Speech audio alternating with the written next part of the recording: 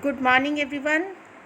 Well, students, we are dealing with our first chapter of history, French Revolution. And so far, we have discussed about Napoleon Bonaparte and Jacobin government and convention and several other things. Now, from today, we'll start our chapter from this abolition of slavery. This was one of the most revolutionary social reform of the Jacobian regime. Jacobins का सबसे बड़ा बदलाव का तरीका था ये revolutionary reforms was the abolition of slavery in the French colonies. The colonies in the Caribbean island, and the name of these islands are Martinique, Guadeloupe and Saint Domingo. They were the important suppliers of commodities. यहाँ से सबसे ज़्यादा supply होती थी ऐसी commodities की such as tobacco, indigo, sugar and coffee. But the reluctance of Europeans to go and work in distant and unfamiliar lands, लेकिन Europeans ने वहाँ पर जाने से मना कर दिया, meant a shortage of labor, जिसकी वजह से लेबर की शॉर्टेज होगी and on the plantation. So this was met by a triangular slave trade between Europe, Africa and Americas. The slave trade began in the 17th century. Slave trade means लोगों को खरीदा जाता था, दास प्रथा 17th century से start हुई.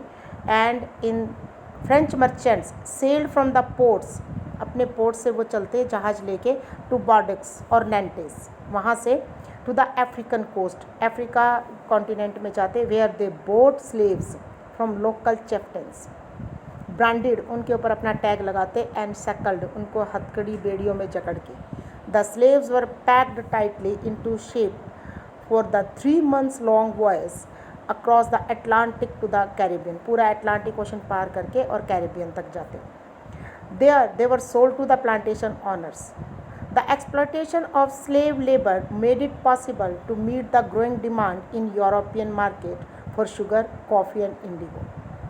Port cities like Bordeaux and Nantes owed their economic prosperity, वो बहुत ज़्यादा economically sound हो गए, to the flourishing slave trade. Throughout the 18th century, there was little criticism of slavery. लोगों ने कोई criticism नहीं किया slavery के against फ्रांस में. But the national assembly held long debates, लेकिन नेशनल असेंबली जो 1791 में बनी थी, about whether the rights of man should be extended to all French subjects including those in the colonies. उसमें ये बात कि इसके ऊपर डिबेट हुआ कि आदमी का अधिकार, पुरुष का अधिकार, उसको बढ़ाना चाहिए सभी फ्रेंच सब्जेक्ट्स के लिए, प्रजा के लिए, जो कि दूसरे देशों में कॉलोनीज में गए हुए हैं उनके लिए भी या नहीं. But it did not pass any law, लेकिन कोई भी नियम नहीं बना उसके ऊपर. फेयरिंग, किस वजह से? अपोजिशन फ्रॉम बिजनेसमैन, क्योंकि डर था बिजनेसमैन का, whose income dependent on the slave trade. It was finally the convention which in 1794 legislated, और कन्वेंशन ने, जो नेशनल असेंबली बनी थी रॉब्सपेरे की गिलेटाइन के बाद 1794 में, तब उन्होंने, जो मिडिल क्लास ने नई कॉन्स्टिट्यूशन बनाया था, उसमें लेजिस्लेट किया गया to free all slaves in the French overseas possessions. This however turned out to be, लेकिन ये थोड़े टाइम के लिए ही था, शॉर्ट टर्म मेजर्स, 10 years, सिर्फ 10 साल के लिए, because in 1804 again Napoleon became the monarch of France and he reintroduced slavery. Plantation owners understood their freedom as including the right to enslave African Negroes in pursuit of their economic interest. Slavery was finally abolished in French colonies in 1848. Now, this word Negro means a term used for the indigenous people of Africa south of the Sahara, Sahara desert के जो south में, जो Africa में रहने वाले लोग हैं, उनको निग्रोस कहा जाता है. It is a derogatory term not in common use any longer, लेकिन अब इसको निग्रोज नहीं बोला जाता. Now emancipation, the act of freeing, वो तरीका जिससे लोगों को आज़ाद किया जाता. Now let us move further and let us see the revolution which was introduced or which spread in France and what impact it had on everyday life. Can politics change the clothes people wear, क्या politics में कुछ ऐसी चीज़ है जिससे वो लोगों को कहे कि ये कपड़े नहीं पहनना. द लैंग्वेज दे स्पीक और the books they read. The years following 1789 in France saw many such changes in the lives of men, women and children. The revolutionary government took it upon themselves to pass law. Revolutionary government ने इसके ऊपर बहुत सारे नियम पास किए that would translate the ideals of liberty and equality into everyday practice. जिसने liberty और equality का जो अधिकार है वो लोगों को एवरीडे प्रैक्टिस में दे दिया. वन इम्पॉर्टेंट लॉ, एक सबसे इम्पॉर्टेंट लॉ था दैट केम इनटू इफेक्ट, जो कि एकदम प्रभाव में आया soon after the storming of Bastille jail थी उसको तोड़ने के बाद. In the summer of 1789 was the abolition of censorship, कि जो मीडिया के ऊपर रोक टोक लगी हुई थी, अपनी दबाव लगा हुआ था, वो बंद हो गया. In old regime all written material and cultural activity, जितना भी मटीरियल, जो भी चीज़ें लिखी जाती या जो भी कल्चरल एक्टिविटीज़ होती, चाहे वो बुक्स थी, न्यूज़पेपर्स या plays, they could be published और performed only after they had been approved by the censors of court king. Now the declaration of right of man and citizen proclaimed freedom of speech and expression to be a natural right. Newspapers, pamphlets, books and printed pictures flooded in the towns. Censorship हटने के बाद बहुत सारे newspapers, pamphlets, books और pictures पूरे शहर में फैल गई, पूरे फ्रांस में. From where I am so sorry they traveled rapidly into the countryside. They all described and discussed the events and changes taking place in France. Freedom of the press also meant that opposing views or events could be expressed. अगर कोई आदमी oppose कर रहा है किसी को, वो भी एक्सप्रेस करने का अधिकार था. Each side sought to convince, दोनों तरफ के लोग ही कन्विंस, एक दूसरे को कन्विंस कराने में लगे हुए थे, of its position through the medium of print. Plays, songs and festive processions attracted large number of people, and this was one way they could grasp and identify with ideas such as liberty or justice that political philosophers wrote about at length in text which only a handful of educated people could read.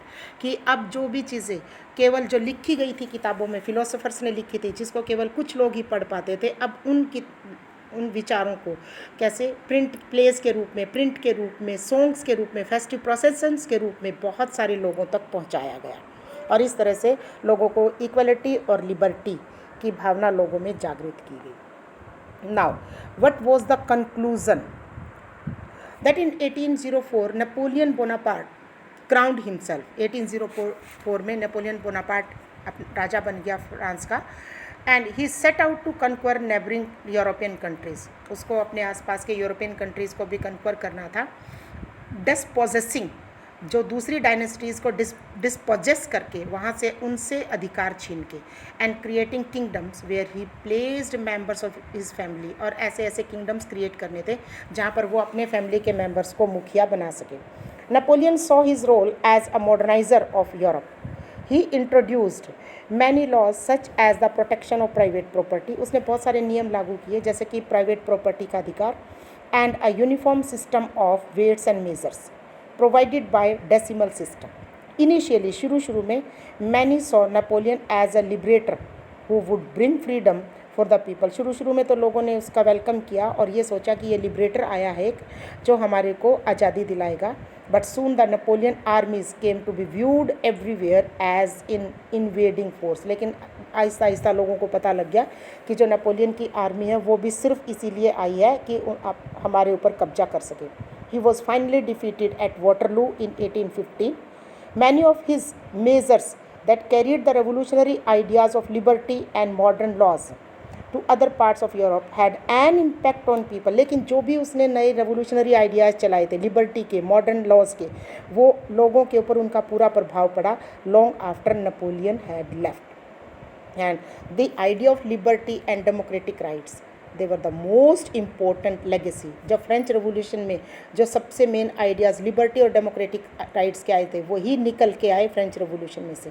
And this spread, ये France से चल के और पूरे Europe में फैल गए during the 19th century.